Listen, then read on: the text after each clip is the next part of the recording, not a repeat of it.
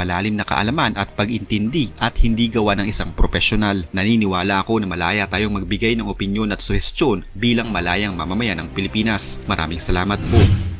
Sinasabing noong unang panahon, maraming mga kayamanan at ginto ang ibinaon ng ating mga ninuno sa iba't ibang bahagi ng Pilipinas. Ang ilan sa mga ito ay natagpuan na ng hindi sinasadya, pero ang ilan ay mailap pa rin na hanggang sa ngayon ay hindi pa rin natatagpuan. Ang mga treasure hunters o tao o grupo ng mga tao na naghahanap ng mga kayamanan ay kadalasang may dalang mga treasure map na kanilang babagtasin upang marating ang kinaroroonan ng nakabaong kayamanan.